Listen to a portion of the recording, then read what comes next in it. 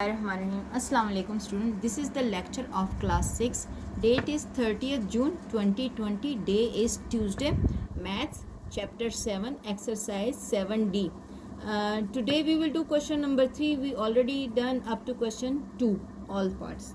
ठीक है, except two parts which were your homework, and today also is your homework. Part 1 and part 2 of question number 3 is your homework. You will do by yourself. And this is all copy work, not book work. Page is 114. So see today's work. Say Bismillahirrahmanirrahim. Let's check. Question number 3 क्या कहते हैं? Find in what time, यानी कि हमें time find करके देना है. First part, second part आप खुद करोगे, थर्ड पार्ट मैं करवाऊंगी. कहते हैं ₹2500 ₹900 एट 6% पर एनम. ठीक है, यानी कि आप अगर 2500 रुपये कर्ज लेते हो, 2500 रुपीज़ कर्ज लेते हो या लोन लेते हो, तो 900 रुपीज़ आपको उस पर इंटरेस्ट देना पड़ता है 6% के हिसाब से पर एनम. यानी एक साल में 6% के हिसाब से आपको 900 रुपीज़ 6% के हिसाब से 2500 पर आपको देना पड़ता है इंटरेस्ट. और इंटरेस्ट कितना बनता है? सिंपल इंटरेस्ट बनता है ₹900. अब इसमें ये पी है, ये एस आई है और ये आई है. ये पी है, ये एस आई है और ये आई है. तो हमने फाइंड करना है वैल्यू ऑफ एन. ठीक है, एन फाइंड करेंगे. कैसे फाइंड करेंगे ये हम आपको दिखाते हैं, करके देखेंगे.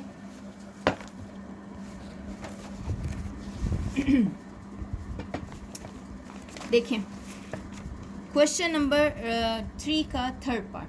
₹500 है, 2500 है, तो हमारे पास ये प्रिंसिपल है, ये सिंपल इंटरेस्ट है, ये आई है, रेट ऑफ इंटरेस्ट है, और एन हमने फाइंड करना है. सिंपल इंटरेस्ट के फार्मूले में लिखा है हमने. सिंपल इंटरेस्ट का फार्मूला ही हर क्वेश्चन में इधर यूज़ हो रहा है, बस वैल्यूज़ आगे पीछे करनी है. हमने इसमें वैल्यूज़ डाली. सिंपल इंटरेस्ट है 900, पी है 2500, आई है 6%. सो परसेंटेज को हमने किया ख़त्म और डिवाइड कर दिया उसको 100 के साथ. ठीक है, और हमारे पास आ गया और मल्टीप्लाई बाय एन, क्योंकि एन अननोन है. अब एन को इधर ही छोड़ दिया. 2500 इधर मल्टीप्लाई हो रहा है, इधर आके डिवाइड हो गया. 6 यहाँ मल्टीप्लाई हो रहा है, यहाँ आके डिवाइड हो गया, और 100 यहाँ डिवाइड हो रहा है, इक्वलिटी के दूसरी साइड पे जाके मल्टीप्लाइड हो गया. ठीक है, ये पहले भी मैं बार बार आपको करा चुकी हूँ. देखते हैं इसकी कटिंग. रुपीज़ कट गई रुपीज़ से. ठीक है, 200 कट गया 200 से, और ये जो बाकी बचा है इसकी हम कटिंग देख लेते हैं कि आती क्या है. चेक कर लेते हैं. यहाँ से डायरेक्ट हम कर नहीं सकते, हम लोग करके देख लेते हैं. यानी 2 ज़ीरो को तो काट लिया हमने, बाकी क्या 25 बचा और ये बचा 6. ठीक है, ये हमारे पास आ गया. अब हम इसकी करेंगे कटिंग. हमारे पास 6 1 ज़ार 6, 6 1 ज़ार 6, बाकी क्या बचा 3, और 5 ज़ार 30, और ये आ गया हमारे पास. तो यानी ये बन गए हमारे पास 150 डिवाइडेड बाय 25. 25 1 ज़ार 25 एंड 25 6 ज़ार. तो बन गया इस साइड पे क्या चल रहा था? एन चल रहा था. एन क्या होता है? ईयर. तो 6 ईयर्स. ठीक है, हमें क्या आंसर मिला? 6 ईयर मिला. यानी कि 2500 रुपीज़ अगर आप लोन लेते हो और आपको इंटरेस्ट मिलता है 900 रुपीज़, और रेट है हमारे पास 6%, तो आपको कितने साल लगेंगे? टाइम लिमिट होगा आपके पास 6 ईयर्स में 900 रुपीज़ आपको मिलेंगे. ठीक है, एक साल का रेट ये आ रहा है 6, तो आपको टाइम कितना लगेगा? 6 ईयर. ठीक, ये था आपका थर्ड पार्ट. अब आप फोर्थ पार्ट देख लो कि क्या है. कहते हैं कि 20,000 है हमारे पास पी, और इंटरेस्ट कितना है? 5880. ठीक है, ये इंटरेस्ट आ रहा है, और 8.4% पर एनम, यानी एक साल में 8.4% आपके पास रेट ऑफ इंटरेस्ट है. आपको फाइंड क्या करना है? आपको एन फाइंड करना है. ठीक है, ये चीज़ें लिखी हमने, फार्मूला लिखा, फार्मूले में वैल्यूज़ डाली। अब ये n यहाँ पे बाकी बच गया, परसेंटेज को हमने कन्वर्ट कर दिया, ठीक है, 100 लिख दिया परसेंटेज को, और इसका पॉइंट उड़ाया तो नीचे 10 लग गया, सही है। अब यहाँ पर हमारे पास ये n को हमने इधर छोड़ दिया, numerator become denominator and denominator become, ये 1000 था तो ऊपर चला गया, ये 2 0 इसके 1 0 इसके, बिकम 1000 हो गया, और 84 बन गया, ये यहाँ पर डिनोमिनेटर में आ गया। ये हमारे पास सिंपल सी चीज़ बन गई। रुपीज़ से कट गए क्योंकि टाइम में रुपीज़ नहीं होते, ठीक है। अब यहाँ पे 3 zeros थे, 3 0 से कट गए, बाकी बच गया ये। अब यहाँ पर इनकी मल्टीप्लिकेशन की, डिनोमिनेटर की, इन दोनों की मल्टीप्लिकेशन की, तो ये आई, 0 को 0 से काट दिया, 5 8 8 और नीचे आया 168, ठीक है। अब इसकी जब हम डिवीज़न करेंगे तो हमारे पास क्या आएगा, ये देख लें, हमने डिवीज़न यहाँ पे साइड पे हुई भी, इसी को चेक कर लेते हैं।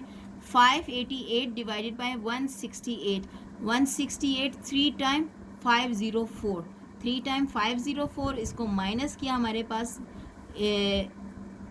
8 में से 4 गया 4, और 8 में से 0 गया 8 आ गया, और पॉइंट लगाया क्योंकि 84 है और ये 168 है, तो 168 bigger than 84, so we will put the point and here 0, ठीक।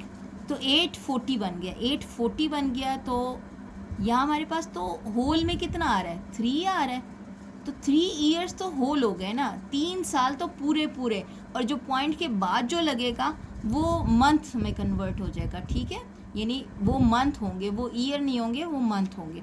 अब हम देखते हैं कि क्या आ रहा है, तो 168 5 840, यानी पूरा 5 840, यानी 3 फुल और 0.5। अब ये 0.5 क्या होता है, हाफ, यानी 3 ईयर एंड हाफ, ये यानी 3.5 ईयर्स उसको टाइम लिमिट चाहिए, तो ये हमारे पास आया है। इस वजह से 3.5 को हमने 3.5 इस तरह भी लिख लिया है, ठीक है, आप इस तरह लिख सकते हैं इसको, ये हमारे पास आंसर आ गया। इसका लास्ट पार्ट देख लें आप,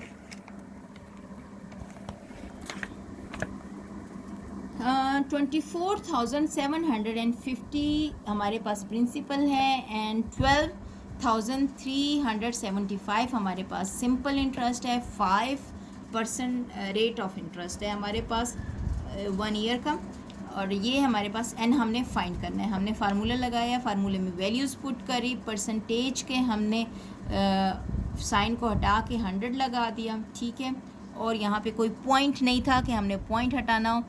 24,000 को हम इधर ले आए हैं, 5 को हम इधर ले आए हैं, 100 को हम इधर ले आए हैं, इक्वलिटी लगाई और एन यहाँ लगा दिया, ठीक है। अब इसको ज़रा हम खुला करके लिख देते हैं कि कटिंग से क्या बनती है चीज़, तो 2450 मल्टीप्लाई बाय 5, ठीक, हमारे पास 1010 से कट गया, और बाकी जो बचता है वो क्या है हमारे पास,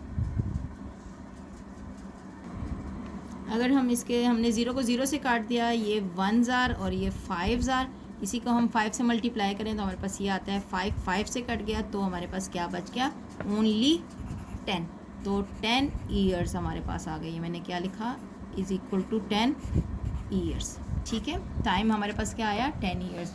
हमने किया आज थर्ड पार्ट किया, 4 पार्ट किया एंड 5 पार्ट किया। आपको मैं एक बात बता दूं कि ये जो क्वेश्चन नंबर 1 था, देख लें, क्वेश्चन नंबर 1 में आपको फाइंड करना है SI, ओनली SI, सिर्फ फार्मूला लगाना है SI सारे क्वेश्चन में, और क्वेश्चन नंबर 2 में आपको फाइंड करना है I फाइंड करना है, क्वेश्चन नंबर 3 में आपको N फाइंड करना है, ठीक है। ये 3 एक जैसे क्वेश्चन है, फार्मूला सिंपल लगेगा एक ही, बस चीज़ें डिफरेंट फाइंड करनी है एक ही फार्मूला लगा के, ठीक है। सो तीनों क्वेश्चन एक जैसे हैं, मैंने तीनों अलग अलग लेक्चर इसलिए बनाए ताकि आपको मिक्सअप ना हो। ये देख लें, क्वेश्चन नंबर 3 पार्ट 3 है इसका, ये पार्ट 4 है इसका, ठीक है।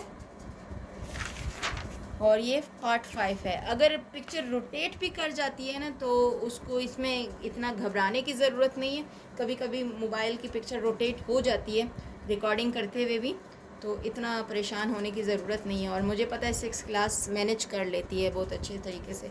बस आप लोग जब टेस्ट करते हो ना तो उसमें अच्छे से पिक्चर बना के सेंड किया करें ताकि आपके अच्छे से मार्क्स आए। वैसे 6 क्लास के इतने बुरे मार्क्स नहीं हैं, अच्छे मार्क्स आए हैं। बस अपने काम को बहुत अच्छे से किया करें, ठीक है। अपना बहुत ख्याल रखें, अपने घर वालों का भी बहुत ख्याल रखें, मुझे भी दुआओं में याद रखें। Thank you so much. अल्लाह हाफिज़।